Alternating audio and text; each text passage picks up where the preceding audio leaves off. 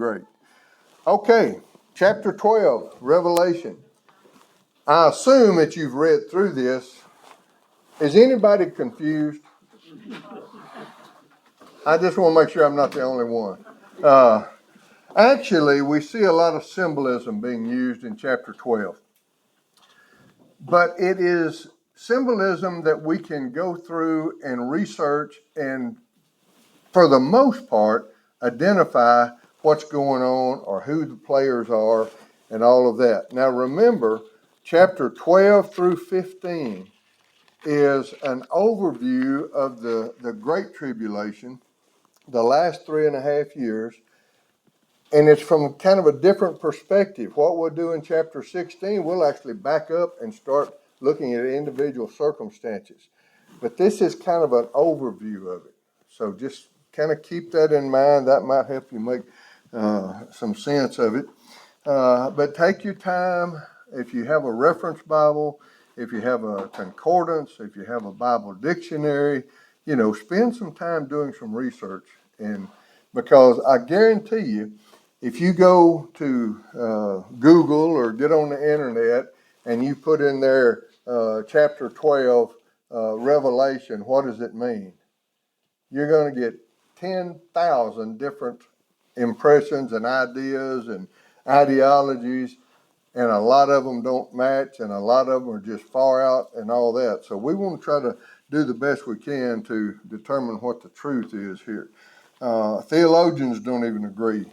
People who actually study the book of Revelation for years at a time don't actually understand what all's going on in this. So, we won't either, and I'm certainly no theologian. But take your time, run some references. I think we can get what we're supposed to get out of this, and that's the truth that we want that God wants us to know from that. Don't forget what James says, pray for wisdom, and then use it when you get it. All right, verse 1 of chapter 12, and there appeared a great wonder in heaven. Now, when John sees this, he sees a pageant or a parade, if you will, or a video, bad analogy probably, but it's a sign that he sees in heaven. But the workings of it, for the most part, are going to be on the earth. All right, so he's seeing like an advertisement for it, and then it happens, and it's going to cover several thousand years in the first two verses. So let's see if we can decipher what's going on. There appeared a great sign or a great wonder in heaven, a woman clothed with the sun and the moon under her feet, and upon her head a crown of 12 stars. Now, if you were John, or if you put yourself in John's place and he's seeing this, you can imagine how this is probably confusing to him. He doesn't understand, what he's seeing necessarily. He's seeing something no one's ever seen before. These kind of things. So, who is the woman that he sees? Somebody has been studying. Now my question is, how do you know it's Israel? 12 stars. Okay, what about the sun and moon? Can't just take part of it, you got to tell the whole thing. Joseph's dream. I'm sorry? Joseph's dream. Joseph's dream, chapter 37 of Genesis. If you want to turn back there, thank you, Edie, my prize student over. Chapter 37 of Genesis, look at verse 9. And he, this would be Joseph, dreamed yet another dream and told it to his brethren and said, behold, I have dreamed more, and behold, the sun and the moon and the 11 stars made obeisance to me. All right, now what did it say in Revelation? The sun, the moon, and 12 stars. Why is there a discrepancy?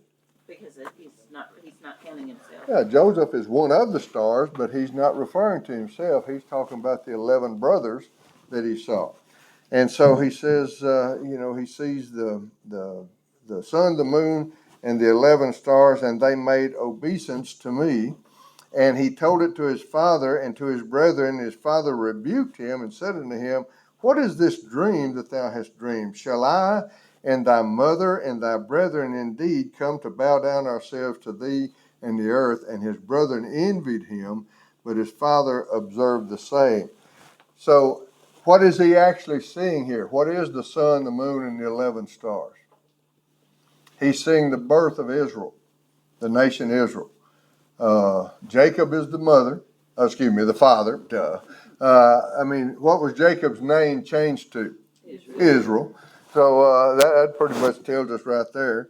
And then his mother is viewed as the moon, Rachel. What does the moon do from the sun? Reflects, and uses the light of the sun to I forgot my word. Anyway, reflect. I'll say that again. The light. And so when he talks about Israel back there in chapter 12 of verse 1, he's talking about the nation of Israel. So he saw the nation of Israel in this sign, in this wonder. Verse 2, and this woman, she, being with child, cried, travailing in birth, and pained to be delivered. Now, can a nation have a child? No, that's an individual thing. So what does this mean? Is he talking about Israel still, or now is he talking about Mary? Because we know who the child's going to be. If we jump down and kind of look in verse 5, and she brought forth a man-child who was to rule all nations with a rod of iron, and her child was caught up unto God to his throne. Who is that? That's Christ. Okay? That's Jesus. But back in verse 2, it says, and she, the woman, being with child, cried, travailing in birth, and pain to be delivered. He's still talking about Israel here. The identity has not changed. Now, Israel did not bear Christ, but he was an Israeli by nationality when he was born. So he is a child of Israel, of the nation Israel. And if you look at Isaiah chapter 60, if you want to, and look at verses 1, 2, and 3 in Isaiah 60, arise, shine, for thy light is come, and the glory of the Lord is risen upon thee. For behold, the darkness shall cover the earth, and gross darkness the people. But the Lord shall arise upon thee, and his glory shall be seen upon thee, and the Gentiles shall come to thy light, and kings to the brightness of thy rising. So this is a prophecy that Isaiah had to Israel about the coming of the Lord. Now, chapter 66 talks about the birth and all that also. Yeah, Isaiah's got a lot to say about that. So Jesus was born 2,000 years ago, but John is seeing this just about 90 years or so after Jesus was born. And so it is a fulfillment of the Old Testament scriptures of Isaiah and many others about the place of Israel in the lineage or in the history of Jesus as a man on earth. And so a lot of people think the woman is the church. Now, why would it not be the church? Because the church can't give birth to Christ. The church did not found Christ. Christ founded the church. You'd have it just backwards if you said, the church is the mother. No. But Nelson, Hey. Could you also say that when it says that being the child and in labor and in pain and she gave birth, couldn't that also be the years of and the cycles that Israel went through when they turned against God and then came back to God and were put into captivity? What's going on at the time Jesus was born? They were under Roman rule. The Romans were cruel taskmasters. You go back to the Egyptians, they were cruel taskmasters. You go to the Babylonians, you go to the Grecians, you go to the Medo-Persians, you go to all of those people. Israel has been in turmoil and has been in pain virtually since she was, founded by Jacob and Joseph. Yeah, exactly. So there's a lot of pain involved there. But some people will say, well, that's the church is the woman. It's not the church. We got to keep everything in context here. Make sure we don't get off on a tangent. The church had nothing to do with the birth of Jesus or the founding of Jesus as the Christ. But Jesus had everything to do with the church being developed and founded and established. All right? And then there are those who say, well, that's talking about Mary, but Mary has no deity. Mary does not have eons of history or anything like that. So the mother, as spoken of in verses 1 and 2, is Israel. All right? So keep that in mind. And like Edie said, there's a lot of childbirth and pain and suffering, and that comes from all the years of captivity. Now, there were good years. There were years during Solomon's reign where everything was going good, but for the most part, Israel has always been in some type of situation where they were being oppressed or attacked or at least ridiculed, and even in modern times. You got the PLO, you got Hamas, you got others that are doing their best to try to discredit and to destroy Israel. All right. All right. Then verse 3, it says, and there appears, so now the scene changes. It's like John sitting here looking at this with dealing with Israel, and then out of the corner of his eye, he sees movement, and he looks over here, and he sees Rex.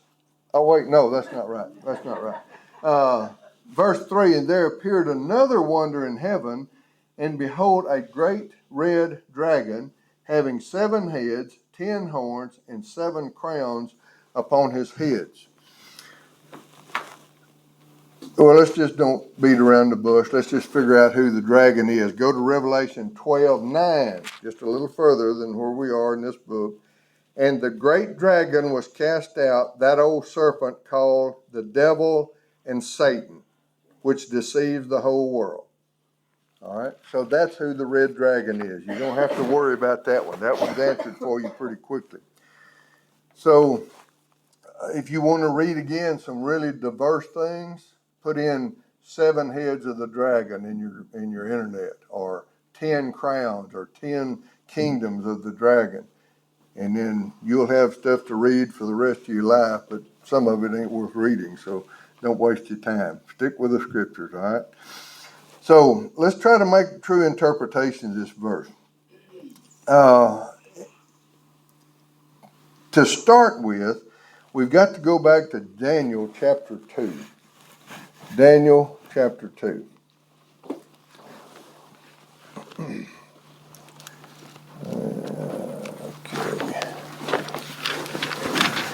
And in Daniel, the 2nd chapter, look at verses 31 through 33. Now, you know what happened in the book of Daniel, so we're not going to talk about everything, but we want to hit some high points. This is where Daniel goes before Nebuchadnezzar, and he's going to explain the dream that he had that had the big statue with the gold head and the silver chest and the bronze thighs and the iron legs and all of that.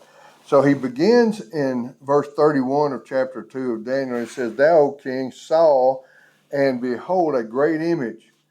This great image, whose brightness was excellent, stood before thee, and the form thereof was terrible.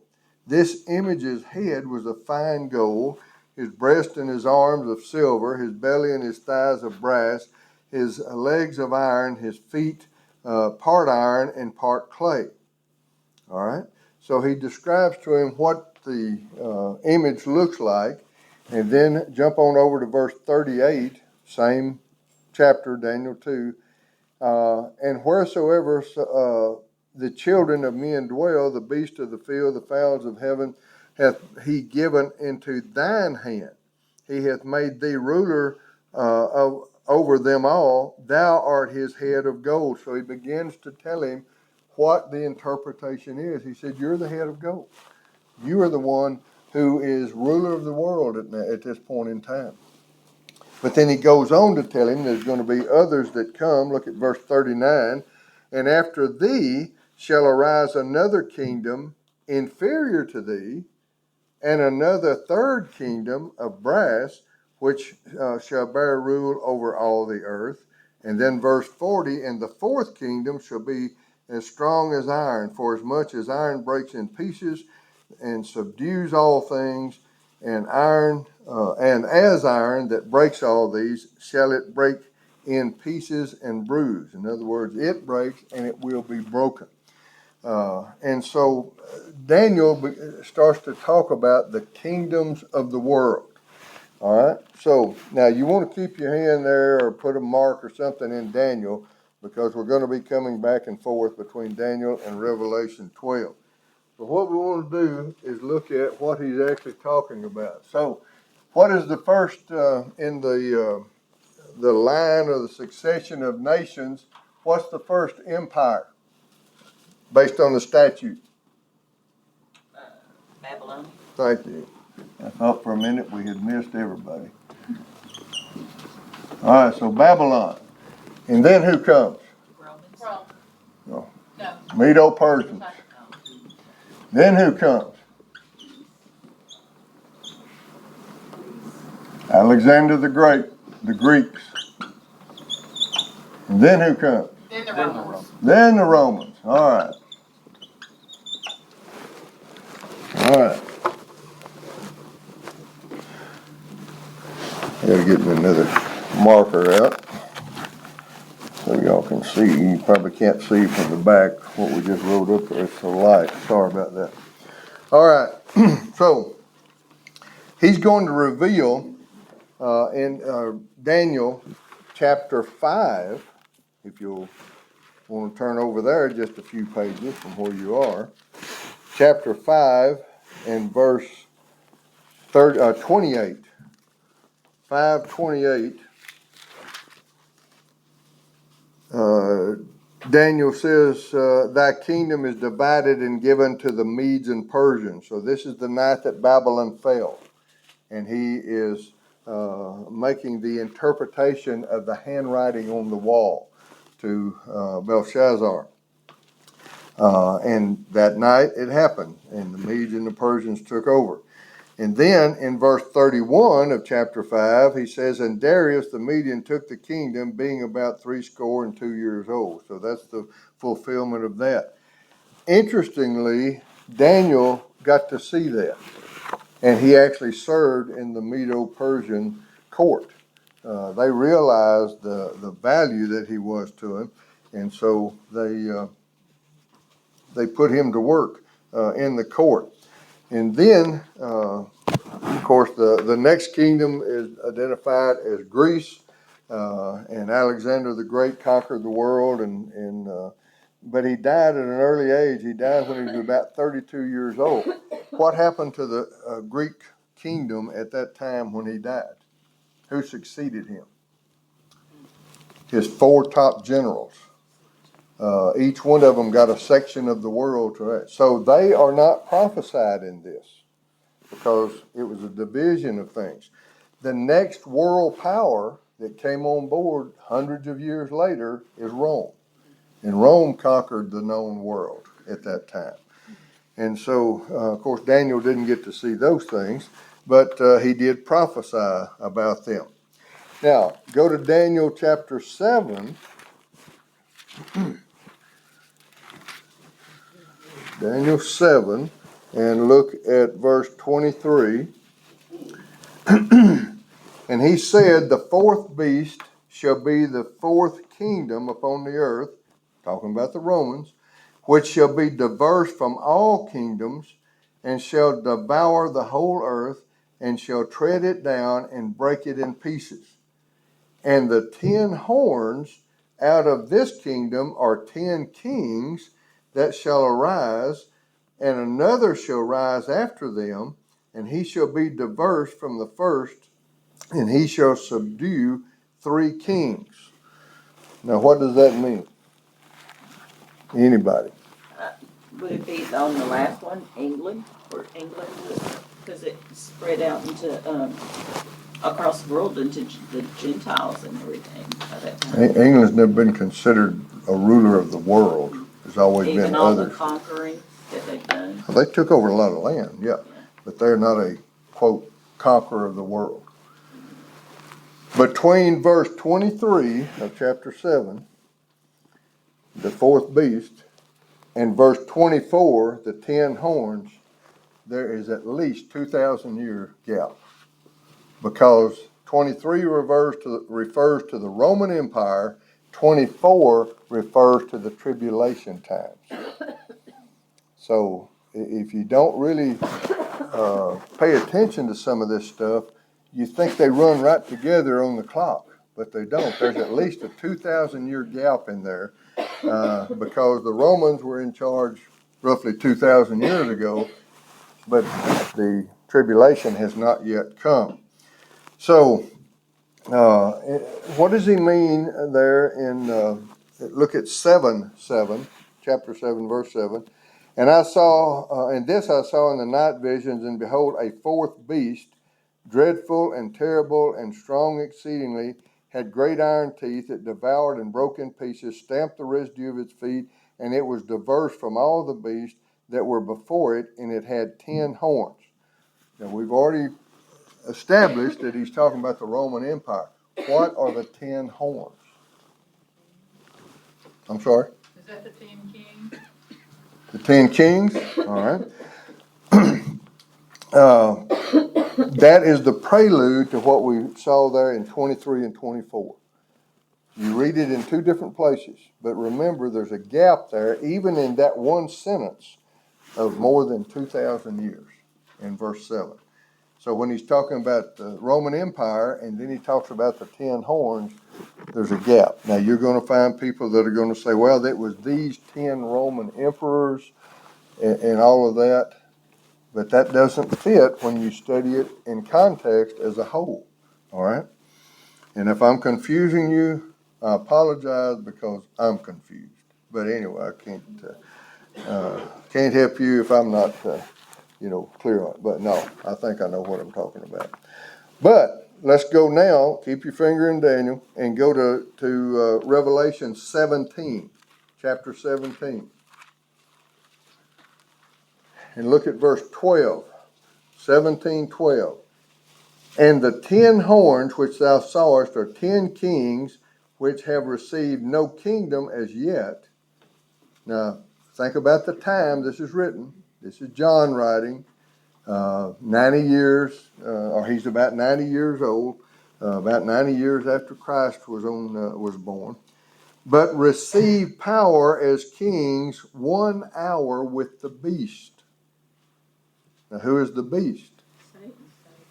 The beast is the Antichrist. The dragon is Satan. Okay? Keep those clear in your mind, and that'll help understand some of this. Look at verse 16 of chapter 17 of Revelation.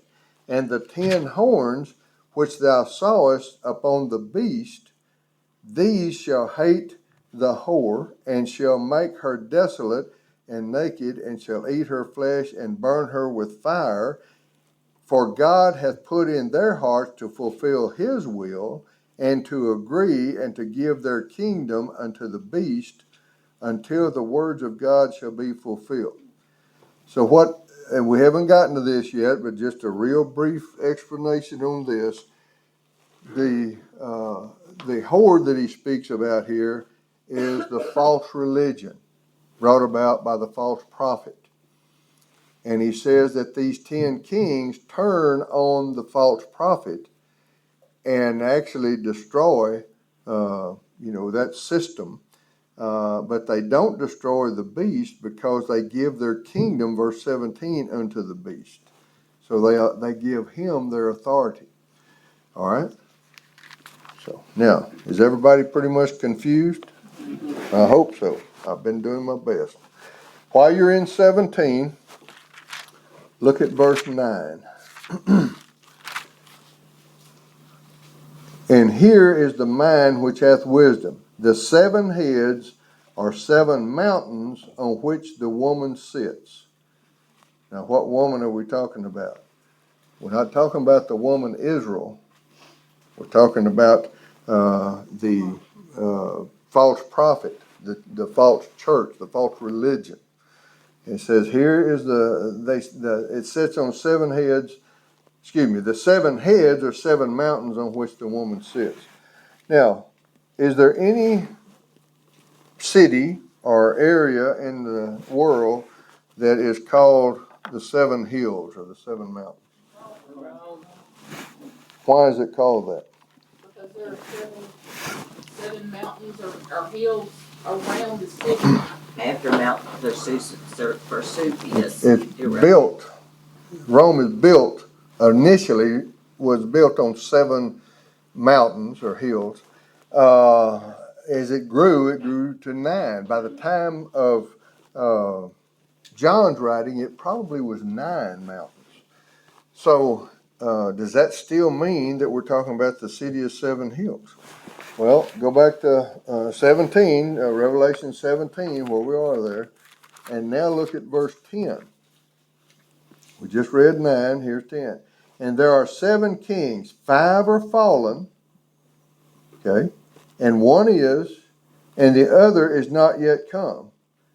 And when he comes, he must continue a short space. So who are the 7 kings?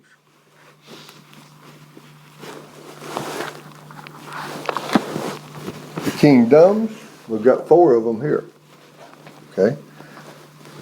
So it says 4 has come, or excuse me, 5 are fallen. In other words, they've been in existence and they've fallen. And 1 is. Now, which one is determined on what the time that this was written. So who was the is at that time? At that time, it was the Romans, right? The Romans. So the Romans is the is. So we got 3 here. We got to have 2 more here. When Daniel got the vision about the statue, he started it from ground zero, which was Babylon and Nebuchadnezzar being the golden head. But if you go back in Israel's history, what world powers has held them captive or been in control of them?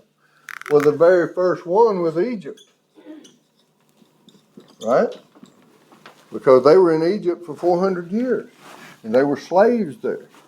And of course, you know the story of Moses and the Exodus and how he led them out. But who else could we put in here? After Solomon's death, what happened to the nation of Israel? It split, the northern and the southern kingdom. In the year 722, the Assyrians conquered who? The northern kingdom. That's the 10 tribes.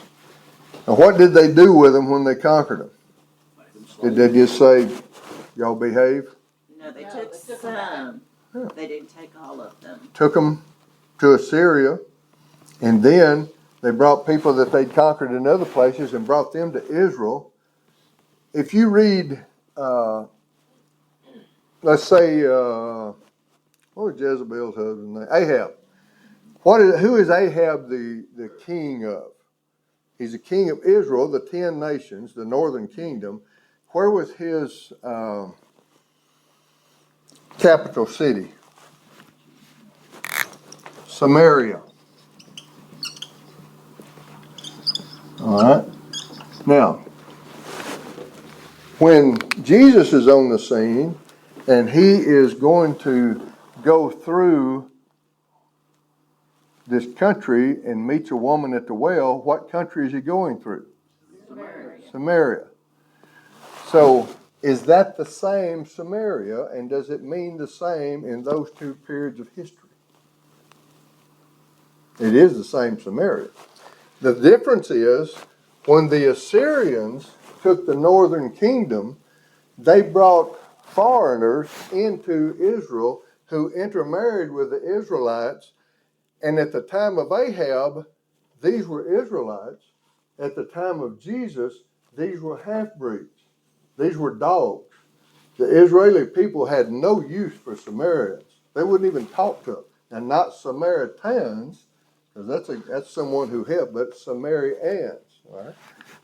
And so they had no use for Samaritans because they weren't true Jews.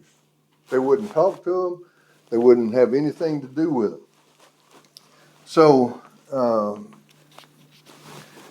if we look at this now, we've got Egypt and the Assyrians, Babylon, Medo-Persian, and the Greeks.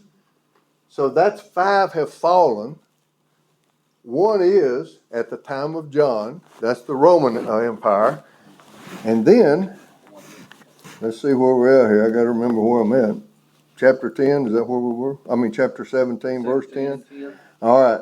And there are 7 kings, 5 are fallen, one is, and the other is not yet come. What is the world power that will rule the whole world after the Roman Empire? The Antichrist.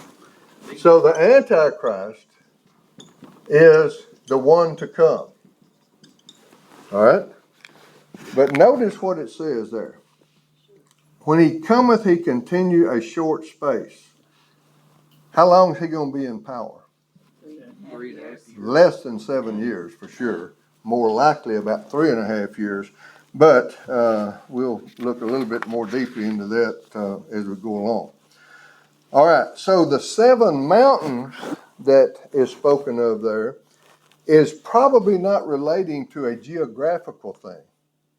It's relating to kingdoms. 7 kingdoms, not 7 hills or 7 mountains that Rome itself is built on. But there are a lot of people who will believe, or who do believe, that this is referring to Rome itself. In other words, the Roman Empire is going to reestablish and flourish again during the time of the Antichrist. It might, I can't tell you it's not, but it just doesn't all fit together to me because of the fact of what verse 10 of chapter 17 says about these empires here. Okay. Does the number 7, which means complete, have anything to do with that fact that they're having 7? Well, these are the 7 ungodly world powers, that would be a completeness in that respect, if you want to look at it like that. All right. Now look back in Daniel chapter 2, where we were a while ago. Daniel chapter 2. And if you aren't totally confused by the time you leave this morning, well, I'll make sure next week you are. Look at verse 40 of chapter 2 of Daniel. And the 4th kingdom, which one is that? Rome. Okay, remember, Daniel is written from the perspective that Babylon is one, not Egypt or Assyria. In fact, Babylon overcame Assyria. They conquered Assyria, and that's how they became the world power. Nebuchadnezzar's father did that. The 4th kingdom shall be as strong as iron, for as much as iron breaks in pieces and subdues all things, and as iron that breaketh all these, shall it break in pieces and bruise. So the Roman Empire was to be broken up. Going in verse 41, and whereas thou sawest the feet and the toes, part of potter's clay and part of iron, the kingdom shall be divided. But there shall be in it of the strength of the iron, for as much as thou sawest the iron mixed with miry clay, and as the toes of the feet were part of the iron and part of clay, so the kingdom shall be partly strong and partly broken. And whereas thou sawest iron mixed with miry clay, they shall mingle themselves with the seed of men, but they shall not cleave one to another, even as iron is not mixed with clay. So iron and clay don't mix. You can't weld clay to iron or forge it. So what is this talking about? Somebody's bound to know. The Roman Empire was broken. The The next empire, the empire of the Antichrist, will forge the strength of iron, but it will also be like the clay because it will cover in every aspect what's going on. So what you're seeing here is that the Antichrist kingdom actually began as 10 kingdoms. All right. Now, there are people who think that when the rapture happens and then the tribulation starts, that the Antichrist automatically becomes the world leader. I don't see that in Scripture. What I see in Scripture is that there are 10 kingdoms. Now think about right after the rapture what's going on. The world is in chaos because of the rapture, and then you've got the 4 horsemen who come. The war, the civil disobedience, the pestilence, the disease, the famine, and all of that. And so the whole geography politically of the world changes, and it seems that the world is divided into 10 kingdoms, and they decide that, this person, whoever that person may be, will rule this kingdom, and that one will rule that kingdom, and this one will rule this kingdom. And so there's 10 of those guys, and one of them, I think, and you can think what you want to, I think one of them is the Antichrist. He's one of the original 10. Now, Would that be 10 people or possibly 10 families that are breaking it up well, amongst? I would think they would be individuals because you're talking about breaking up the entire world. Yeah. So there's going to be there's going to be people who want power who are Yeah. going to try to, gain control. And you may have somebody that's a king or a ruler or whatever you call it over North America and South America. You may have another one over Europe. You may have another one over Australia, those kind of things. I don't know. I can't answer your question 100%. But it seems like it would fall together like that based on what the scriptures say. So out of the federation then, and if you're in 17, if you're in Revelation 17, and the 10 horns which thou saw are 10 kings which have received no kingdom as yet. So as the time that John wrote this, they were not in power, but received power as kings when? 1 hour. That's a short period of time because, we're talking about a week. Daniel's 70th week is 7 years long. So 1 hour is just a short period of time, a few months, something like that. Where or who with? The beast. So the beast and the 10 kings, are together for a little bit. Look back in Daniel if you're still got your mark there. Daniel 7:24, and the 10 horns out of this kingdom are 10 kings that shall arise, and another shall rise after them, and he shall be diverse from the first, and he shall subdue 3 kings.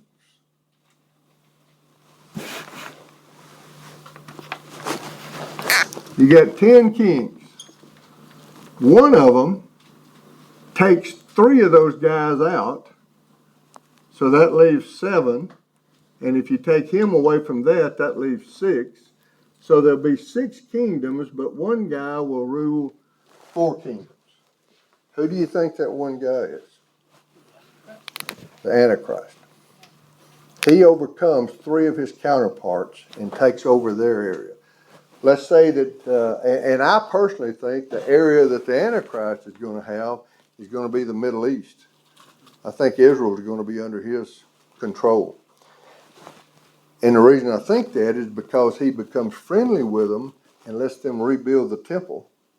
And if he's in control of the whole Middle East, that means he can tell the Arabs to sit back and get out of the way and let them do their thing.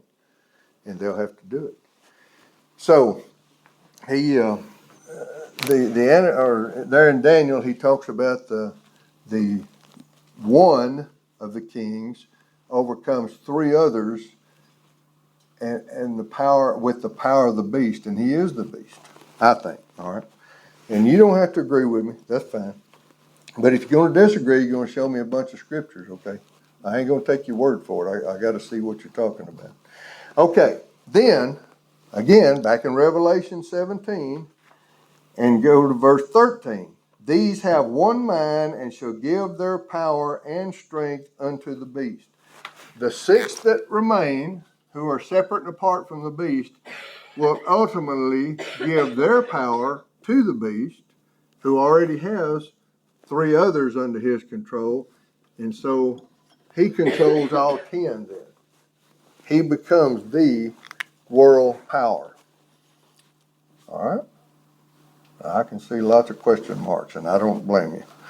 So just as Daniel saw the head of the statue being Babylon and the nations that would subsequently conquer the region, and he talks about that in Daniel chapter 8, then John sees the dragon, and he sees the world leaders, the 10 kings, the 10 kingdoms, the 7 kingdoms that are spoken of to begin with, and the 10 rulers, and all of that. He's seeing this in greater detail than what Daniel did.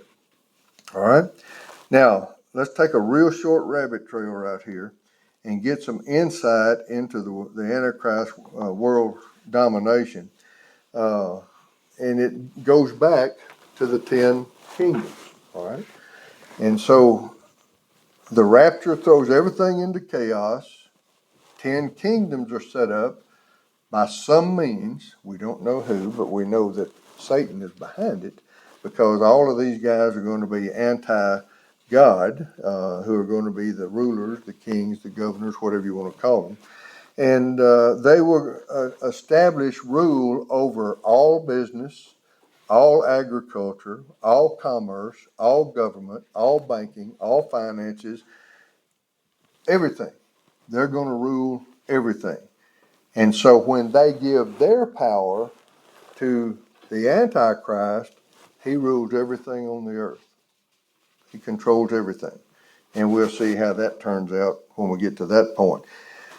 You may remember a few years ago, several years ago, the European Union was established with 10 nations. Do you remember what people were saying when that happened? This is the end. This is the 10 kingdoms. This is the 10 things spoken of in Revelation 17. Hal Lindsey said that. I'm sorry? Hal Lindsey wrote about that. Oh, he did? Okay, I didn't remember that. Okay. Hal Lindsey, Bill says, wrote about that. There's 27 of them now. 27 nations that are part of that. So that might not be exactly the indicator that some people thought it was.